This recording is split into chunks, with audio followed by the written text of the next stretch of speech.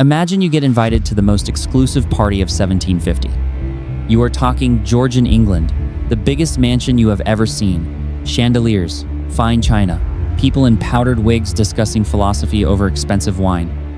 And then your host, one of the wealthiest men in England, taps you on the shoulder. He wants to show you something in the garden. You follow him outside, down a stone path, past the fountain, past the manicured hedges, into the darker part of the grounds where the trees get thicker and the torchlight barely reaches. And he stops, and he points. There is a cave built into the hillside, made of rough bark and stone, designed to look ancient, like it has been there for centuries. And inside the cave, sitting on a mat, is a real human being. Long gray hair, nails so long they curl, bare feet on cold stone, a skull on the table in front of him, an hourglass, a Bible. He does not speak. He does not wave. He just sits there and stares into the middle distance like a man who has seen the entire universe and found it disappointing. Your host turns to you and smiles. That is his hermit. Not a statue, not a painting, not a theatrical trick. A real man, hired, paid, contractually obligated to sit in that cave and look deeply, profoundly, existentially sad for the entertainment of dinner party guests. Before billionaires were buying social media platforms or launching themselves into space, the flex of the 17s was owning a human being whose entire job was to look philosophical in your backyard. No cap, this was a real thing. These people were called ornamental hermits, or garden hermits. And for about 100 years, from roughly 1727 to 1830, they were the most elite status symbol in all of England. Not gold, not diamonds, not a bigger mansion. A sad man in a cave. Today on The Hype Hunt, we are going deep on the weirdest job in human history, how it started, what the contract actually said, the legendary story of the man who lasted 3 weeks, and what this tells us about rich people in 2026. Let's hunt. To understand why anyone would pay a man to live in a cave, you need to understand what it meant to be rich in 8th-10th century England. And it was very different from what it means today. Today, if you are extremely wealthy, you show it with things. The watch, the car, the yacht, the private jet, the Instagram. In 1750, showing off your stuff was considered tacky, vulgar, low class. What the Georgian elite wanted to project was not wealth, it was depth. Specifically, a very specific emotional vibe that they called melancholy. Now, melancholy in the 17s did not just mean sad. It meant something much more specific. It meant you were so intelligent, so sensitive, so philosophically elevated that the ordinary pleasures of life no longer satisfied you. You had thought too deeply about existence to just enjoy a nice dinner party without also contemplating the fleeting nature of all human endeavor. Melancholy was the 17s version of being a deep thinker. It was the aesthetic of the intellectual elite. And the philosopher Jean-Jacques Rousseau had made it even more fashionable by arguing that the closer you lived to nature, the more morally superior you were. That civilization corrupted people. That simplicity and solitude were signs of a higher soul. So if you were a wealthy Georgian landowner trying to signal your intellectual credentials to your peers, you needed your garden to reflect this philosophy. Your garden had to feel ancient, untamed, melancholic, connected to something deeper than the material world. This is why Georgian estates were full of what they called follies. Fake Roman ruins, crumbling towers that were never actually crumbling, artificial grottos, man-made caves designed to look like they had been there since the days of the ancient philosophers. But here is the thing about a fake ruin. It is just a pile of carefully placed rocks unless someone is there to make it feel real. A statue can look old, a stone arch can look ancient. But nothing said authentic philosophical depth like a real human being sitting inside your fake ancient cave and staring into the void. A hermit did not just decorate your garden. A hermit completed the argument. It said, "Look, I am so committed to the pursuit of wisdom and the contemplation of mortality that I have provided a real philosopher in residence on my estate. This man has renounced the world. He lives simply, he reflects deeply, and I, through the generosity of my patronage, have made that possible." It was gatekeeping sadness as a status symbol.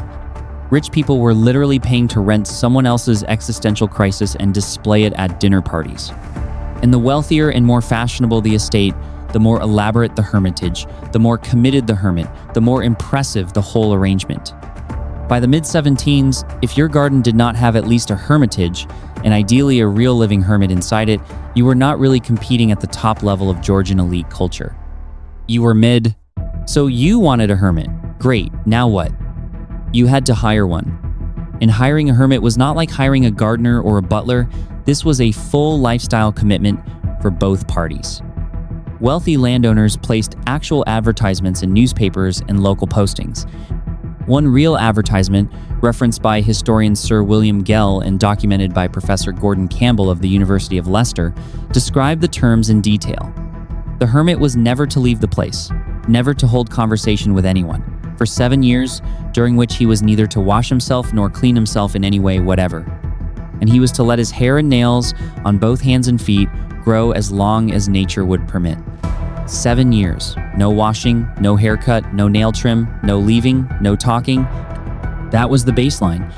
Let us break down the full job description. Number 1, no cutting hair or nails for the entire contract period. You were supposed to look ancient, timeless, like a man outside of normal human society. Long, wild hair and curling nails completed that look. Number 2, no shoes. Barefoot only, at all times, on cold stone, in the damp English countryside all year. Number 3, silence. You were not allowed to speak to guests. You were an ornament, a living decoration, not a friend, not a conversationalist, not a person in the eyes of your employer. You sat, you stared, you embodied melancholy. That was the job. Number 4, your equipment. Most hermit contracts specified a small set of props: a Bible, an hourglass, a skull to represent mortality, a wooden bowl, a straw mat to sleep on. Some contracts included a pair of spectacles to make the hermit look more scholarly, a skull, an hourglass, a Bible, and a mat. That is your office. That is your entire life for 7 years. The most documented example comes from the Hawkstone estate in Shropshire, belonging to Sir Richard Hill. A visitor's guide from 1784 described the resident hermit in detail. His name was Francis. He sat at a table with a skull, the emblem of mortality, an hourglass, a book, and a pair of spectacles. He was barefoot. He always rose when strangers approached. The guide described him as appearing to be about 90 years of age. Francis was not 90. He was a hired man doing his job, but he looked the part, and that was the entire point. Now, what did this job actually pay?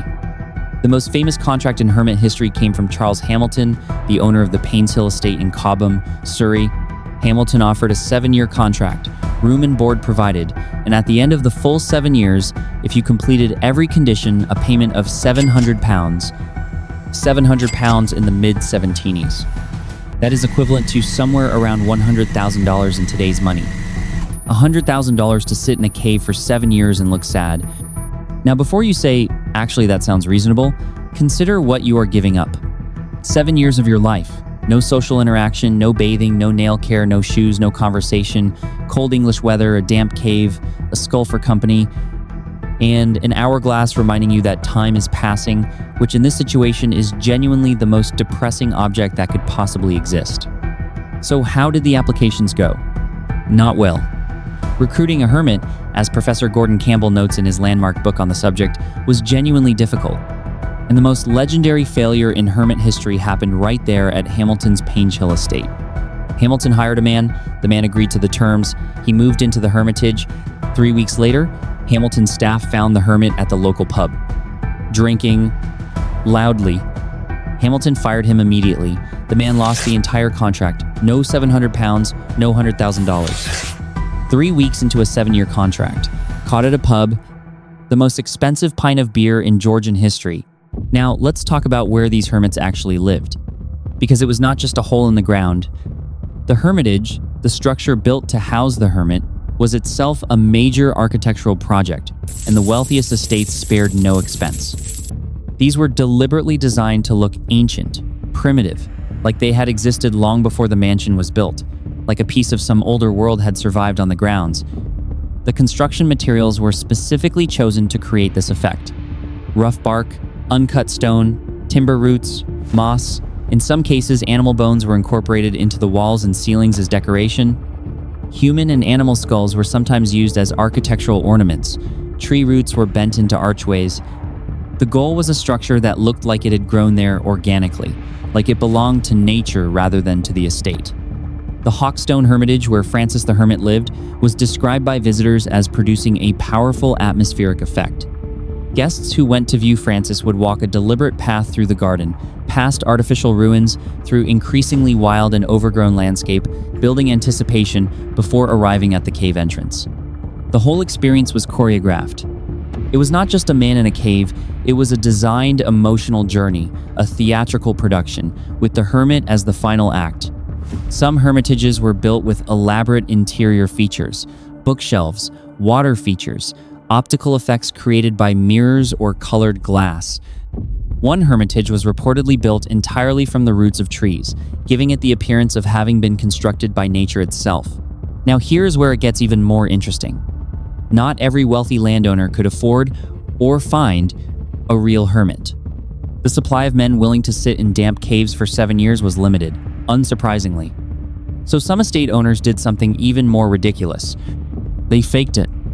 Instead of a real hermit, they furnished the hermitage with symbolic objects to suggest that a hermit lived there. A pair of reading glasses left open on a table, a book propped as if recently read, a walking stick leaned against the wall, a half-eaten meal on a wooden plate, maybe a candle still smoking as if someone had just stepped out. The implication, a hermit lives here, he has just wandered off for a moment, he will be back. No, he will not.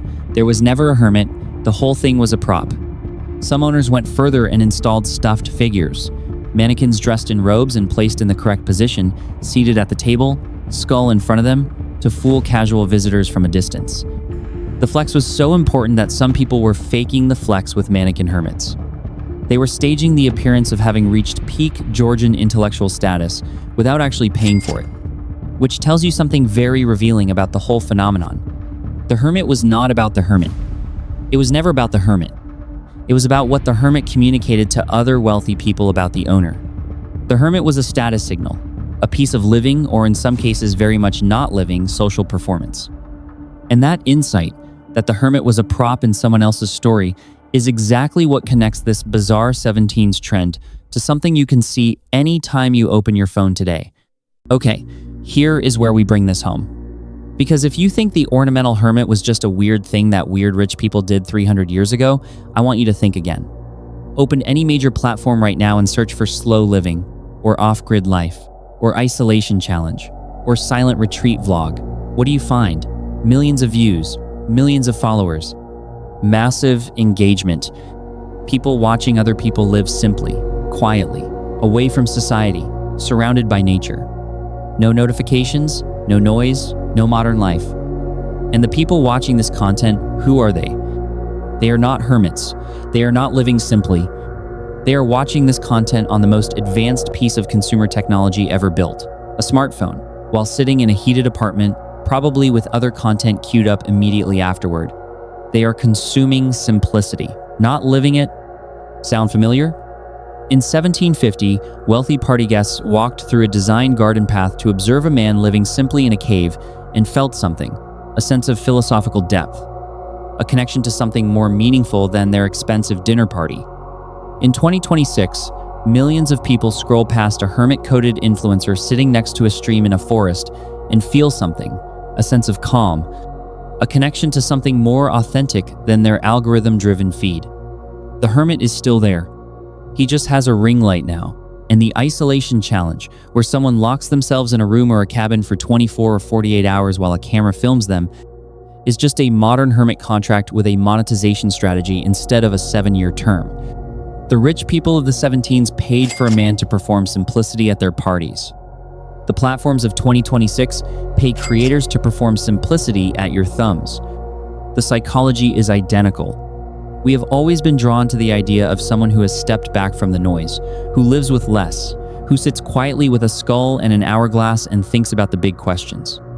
We just cannot do it ourselves, so we watch someone else do it, and we feel, briefly, like we have touched something real. That is the hermit business model. It has never stopped working.